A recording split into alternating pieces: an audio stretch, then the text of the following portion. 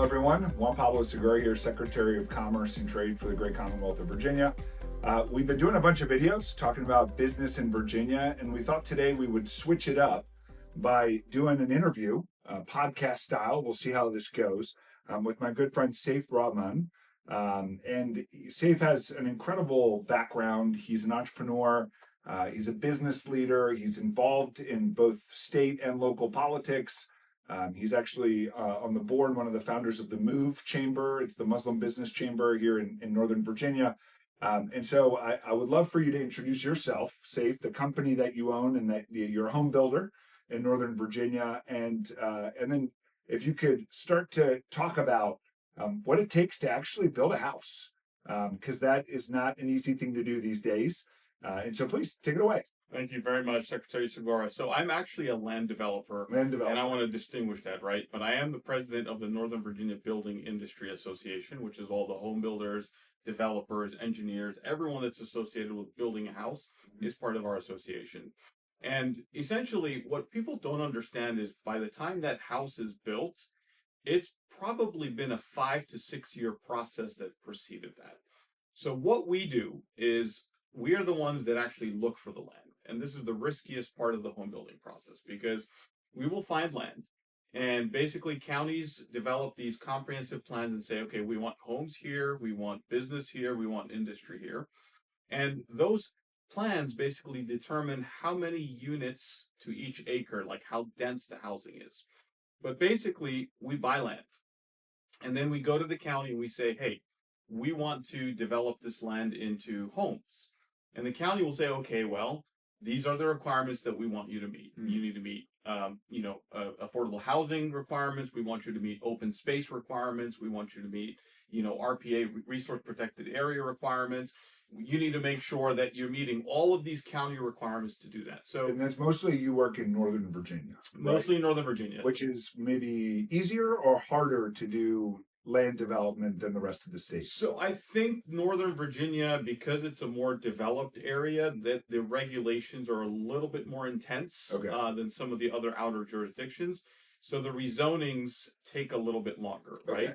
So land starts as unzoned land, it's raw, and you go through what's called an entitlement process. That's the first part of the process, a rezoning, to change it from unentitled to entitled. And what that means is that in the beginning, I have no right to build those homes. So this could be like, let's say, go out to Loudoun County and there's maybe like a piece of farmland. Yes. That someone wants to sell, or it's maybe the owner's thinking about having a little bit more cash. Like what is the typical use case here? So I'll give you one example of a project we just completed. So in 2022, Prince William County decided that they wanted to open up more land for development. So they passed what was called the 2040 Comprehensive Plan. And as part of that plan, there was a family that had come to us and said, well, we have our property. We've owned this property for over 100 years. We no longer want to farm on this property. We'd like to sell it. Okay. So they were included in the comp plan. They were planned for agriculture.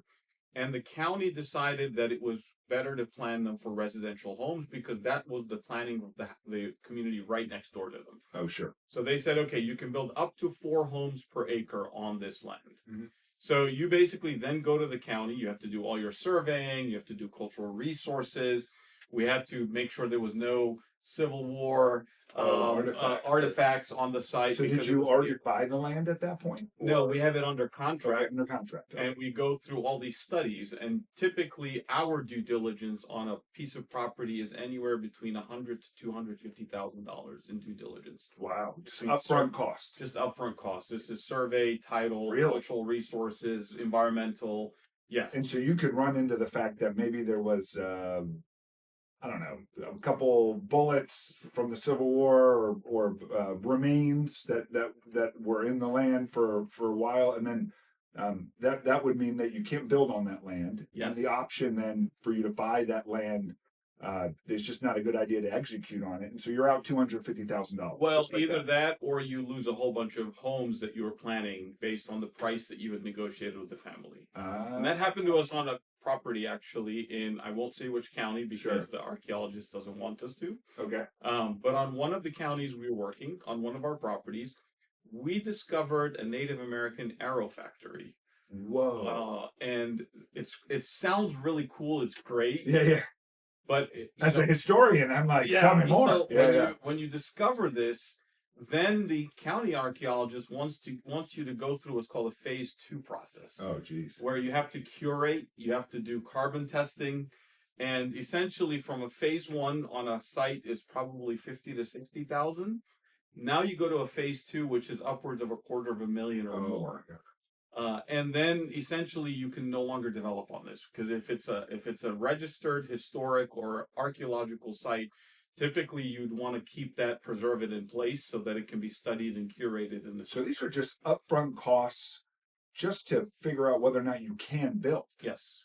That's before you even put a shovel down. That's before you put a shovel down. Or even bought the land. Before you buy the land. Yes. Okay. All right. So it's the riskiest part. Yes. So this is the riskiest part of home building. What else could you discover in that process? Well, let me give you a funny story. Okay. So we had a site where we had bought the land. We had done what's called geotechnical testing, where you take a drill and you drill down 20, 30 feet, make sure there's nothing in the dirt that you can't develop, because you got to put sewers down there. And you want to make sure there's no rock, or that the soil can hold the foundations. So we drilled down, looked good, borings looked okay. When we actually came to open the dirt, it happened that every single one of the borings had drilled through a tire, the donut of the tire, and there was a tire disposal on this site. So we ended up having to pay tens of thousands of dollars because of environmental you can't just throw tires in a regular trash. You have to actually environmentally dispose of them. So you end up finding things like that on sites, and it just what percentage would you say where you're doing that study initially where you actually find something?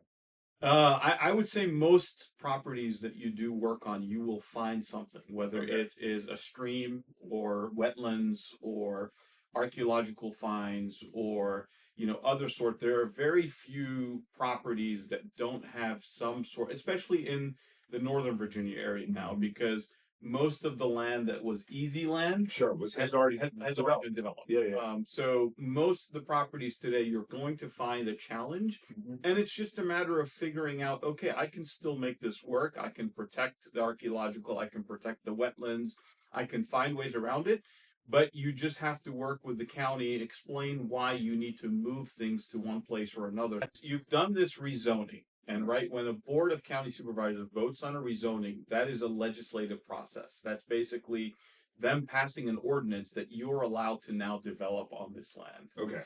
Then you go through another 12 to 18 months for a site plan. And that's when they determine whether your lots meet the zoning requirements, whether you're meeting open space, whether VDOT will let you put the roads where you want to put the roads, right? And that's 12 to 14 months. That's another 12 to 18 months. 18 months. Yes. Where your sewer is going to go, is there sewer capacity? You have to upgrade. You've already bought the land. You've already bought the land at this point. You're now processing the site plan, and this is a by right process. So now I have the right to do this. Sure. It's just I have to meet all of the requirements to get it done. And that's just part of the regulatory or the administrative code that's been created by each of these agencies, or that's managed by each of these agencies. That's right. So you would go to the county first, which is the site plan. You'd go to VDOT. You'd go to DEQ, the Department of Environmental Quality.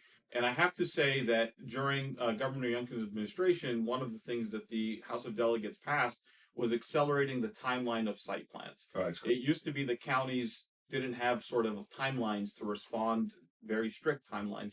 Now they have very strict timelines to respond to our submissions. But you go through this process. So you finish a 12 to 18 month process. Now you have your site plan. Then you start your building permits. Oh boy. That's another 4 to 6 month process if you don't have your... Where do you get the permits from? From the locality. From the locality. Right? Yeah, exactly. So you get your VDOT permits for your driveways or your cuts or your roads. You get your DEQ permits because of stormwater regulations. You get the building permits because of the actual building. So you're probably about 4 years in before you can break ground on a project. Wow. And about 5 because building years is actually doesn't take that much time. It doesn't. Right? So To build a once house, the house starts, it can be done in about a month and a half to 2 months. that's incredible. 3 months, yeah. It's not. That's not the difficulty. That's It's, not the yeah, difficulty. yeah. It is literally getting the houses you see built today were probably approved or started 4 or 5 years ago.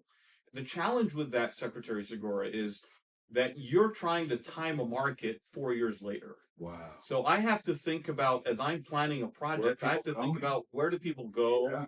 what kind of product do they want to live in? Because if I plan something and it doesn't work 4 years later, in order to fix that, I have to go back to the board because this is like a law that they passed to say I can't build this anymore. I need to change. You have to go through another public hearing process to do that. So it's not easy to build in Northern Virginia.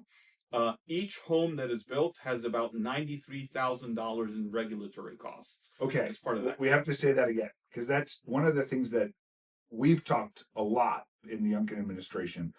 I know affordability is now the hot word, right? After certain elections, but we've cut $24,000 out of, we've cut so many regulations in our Department of Housing and Community Development building code in Virginia that we've been able to lower the cost of building a new home by $24,000. But it sounds like there's another $93,000 that we have to cut. That's right. And part of that is time. So what you've done at DEQ during this administration has cut time for developers significantly without reducing the regulatory burden. I mean, you've reduced the burden, but you've done it in a way that cuts time, which is one of the biggest cost elements for builders and developers in Virginia.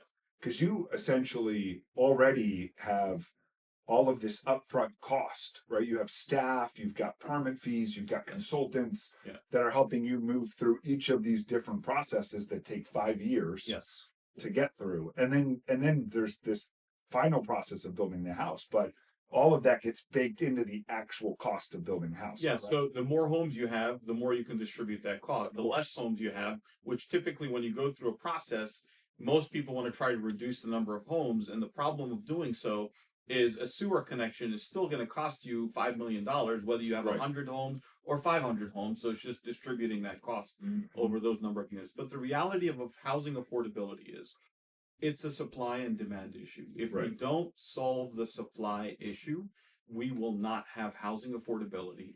And, the question then becomes, oh, you developers, you're greedy. You're going to make money no matter what. No, well, if there's competition, what ends up happening? You get a better product. I mean, that's what our society is built on.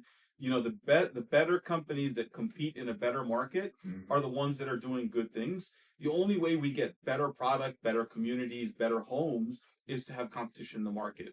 Now, if we don't have that competition, if home supply is so little, then you can build anything and people need to live. Yeah, and we talk a lot about this, is there's the over-regulatory kind of line of thought in certain camps and certain political parties, which is like, oh, if we had an extra regulation that we added, we could fix this problem. When in reality, the supply side problem, a lot of the challenges we have it's because of the regulations and the procedures and the wait times that we have, that even if we cleared thousands of acres in Northern Virginia, we would still have to wait 5 years to have the homes necessary to help the people that need the homes the most, right? That's right. And this is the jurisdictions are responsible for that. So it's not just a state level issue, right? So we see this all the time, which is this whole like, hey, bring down the cost of building a house. And we try to do that, and we've done a good job getting rid of bird-proof windows, getting rid of Japanese toilets was part of the building code that we got rid of that. But can you talk a little bit about the challenges at the local level that you've experienced? I mean, there's this idea called NIMBYism, not in my backyard. How much of that actually impacts the work that you do? Well, it does significantly. And the problem is we're in one of the most unique industries. It's an industry where we build homes for people, and then those people turn around and don't want us to build anyone next to them. Yeah. It's the weirdest thing ever. So we have to get past this notion that, if I have mine, then no one else can have theirs.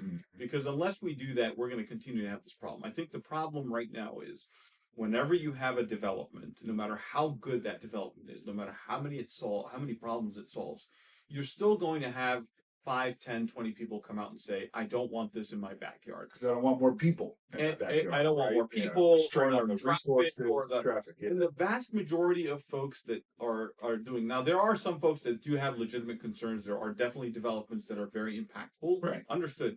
But if the development is sort of mitigating those impacts, and we pay proffers to do that. By the way, what is a proffer? Because Okay. a lot of this was something that I had to learn about. It's essentially legal extortion, right, by the localities. I didn't understand how Well, serious this is. yeah. So let's say, for example, I'm building a development in a county, and the county is going to need to build more school capacity. Okay. Basically, what we do is we calculate what it will cost the county to build a school, and then we say, okay, well, this school is going to cost this much, and we're going to produce this many pupil. Then we would mitigate that cost. So we would pay a proffer to the school system to basically mitigate that. To give you one example, I'm involved in a large community development along Vint Hill Road in Prince William County, and there's us and Stanley Martin, Brookfield Homes, and some others. And for example, there's a huge road improvement which we are paying probably 40, $50 million as developers to build Vint Hill Road, to 4-lane road, to accommodate the traffic that we are generating, as well as accommodating for future traffic. So if I hear it correctly, I'm going to oversimplify this, so excuse me for doing so. But is it essentially that the locality, so say a Fairfax or a Loudoun or a Prince William, they will not give you a permit unless you buy another building or install another road or kind of do something additional to the land development that you have to do. They won't give you the final permit or a series of permits unless you give them kind of another piece of meat to the locality. I know I'm being a little hyperbolic. Yeah. So the state requirement is we have to mitigate what we are causing. Okay. So if we are taking a school over capacity, then we have to mitigate that. If we are not taking a school over capacity, you have to, as the developer. But then, so let's say that you have to build another, building at the local school, right, or another wing, or well, it depends. So a lot of times, Secretary Segura, is that the school systems don't redistrict effectively. So the local school may not have capacity, but there might be one at a school less than half a mile away. But because of the political districting, it hasn't happened. We are only required by law to mitigate when there's things that go over capacity, not because someone has decided not to redistrict something. Oh, sure. So if, for example, a traffic light needs to be built, we would do that. If, for example, we're taking... But we would all expect that your local government would build that traffic light. That's why the concept of proffer to me was so interesting, when kind of absurd, to be honest, but you would expect that that's what you pay your taxes for. Right. That's so it's funny because it got so bad and it was fixed recently. The proffer law got so bad where it was $40,000-$50,000 per unit to build a house in proffers in Fairfax. So that means that you would have to. I mean, I'm glad it got changed. When did it get changed? I think it was 22 or 21, if I'm not mistaken. Okay. There was a period of time where it got really bad. But essentially, by having to pay those extra costs, I mean, obviously, it's kind of how cost management works. You have to then add that cost into the total cost of a home, driving up the cost of that unit. Yes, correct? Absolutely. Yeah. So we've talked about what drives costs at the beginning of a project. We talked about what then adds additional costs that you encounter along the project. We talked about competition and how if we are able to reform the process, we're able to improve and shorten the cycles of what it takes to develop a project, that it actually will invite more competition into the space, and you'll be driving the cost down. You won't be driving it up. And so now I wanted to ask you, Saif, is if you had a magic wand that you could wave over one thing, right? It could be the NIMBYism, it could be how a board of supervisors, it could be proffer, it could what would you fix that would meaningfully not just impact your business, but would also help future home buyers? Because at the end of the day, what we're talking about is how do you get costs out of the system to lower the cost of everything? At least that's to me what it's all about. So what would you say there? Time. So the wand is time. Time. I mean, and how could you cut out? Like, so what exactly would you use that? If there was a way where we could combine, so one of the reasons why we go through a site plan process after the rezoning process and not combine them together is because the projects change so much during the rezoning that if I have to change the site plan every time, it'll be over $1 million for a site plan. Versus like a $250,000 to $300,000. So if there was a way where I could be sure that my rezoning would be done in 6 months, sure, that I could start building in 6 months' time, every single developer will hands down vote for that, and that's the biggest element, because one of the biggest risks we face, to give you one example, I had a project, if it had gone to market 4 months ago, it would have sold for $50 million. Right. Because of the 4 months, that market shift in that 4 months. Wow. So you also are working with timing all the time, market timing. That's a real thing. Dropped that value by 20%. No. Just that 4 months time. And that's because what happened was the market cooled, like, builder sentiment cools, and it's typical. I mean, but that's a risk that we have to deal with. So if you can tell me that we can solve for the time issue, regardless of every other regulation, just time for us is one of the biggest elements. So what would that look like? Would that look like a law that would require, whether it's localities or even the state, to have to give you a response in 5 months or 3 months or whatever that time period is? Yeah, I think if we can set a target that every single entitlement in the state needs to be done by 6 months. Now, yeah, I think we can set standards, because I know I'll play devil's advocate. I'll say people will just bring in junk stuff. No, that's fine.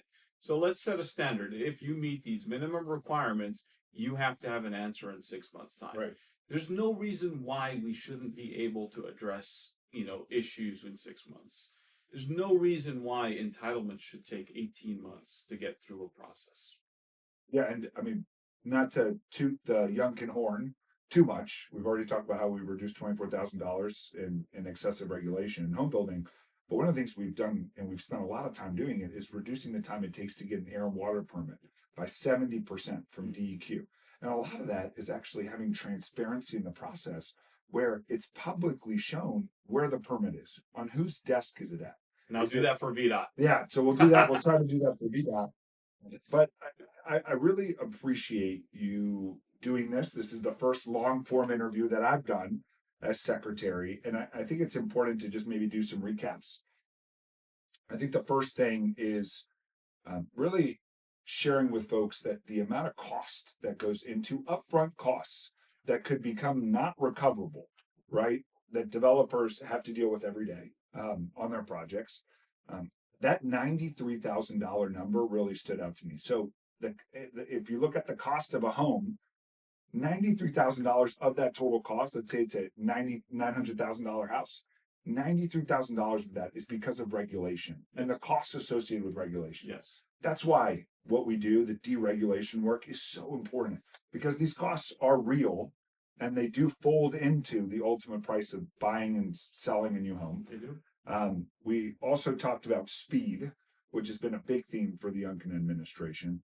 And, from our perspective, we're going to keep working on that. I only have 52 days left, so I don't know how much more we can do. Speed. Yeah, speed. Speed's crucial. Speed's crucial. And I think, and you shared with me something, and I want to highlight one thing, which is this catch-22 that you guys have, because I thought it was interesting. So maybe we end on the craziness of being a home developer and the things that you have to work through. So can you just end with a story about how you have to deal with the Chesapeake Bay Protection Act and then this long-eared bat endangered species issue? Because I couldn't believe it. Yeah. But these are the things that they have to figure out every day, which I think is important. Yeah. So essentially, the Fish and Wildlife Service, the National Fish and Wildlife, has declared that the northern long-eared bat is now an endangered species. Okay. And they are prevalent in the Northern Virginia area. I'm not a huge fan of bats. So that's they're species. They protect the bats. They eat mosquitoes and stuff, so they're good.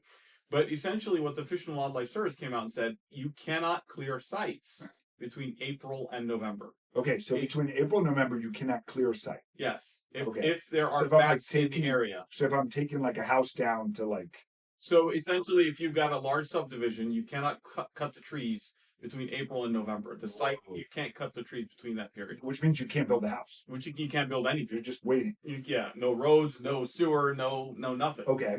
So unless you do a bat survey, which costs anywhere between $25,000 and $50,000 for a site. So that's on top of the $93,000. So if you find bats, you cannot clear. So in November is the worst time to start clearing a large site. Which is when you wouldn't have to do that survey, technically. Exactly, right? Because November starts the winter season, which is when it's wet. And you typically don't like to clear sites when it's wet, because when it rains and you have a cleared site, you're going to have runoff of silt and sand from that site because it's not stabilized. And so what's the problem with that? So the problem is that you run afoul of the Chesapeake Bay Protection Act because you're running silt and other materials into the Chesapeake Bay watershed. Which would mean that you then have to remediate. Yes, then you get. So you have to cost more, or yes. it costs more.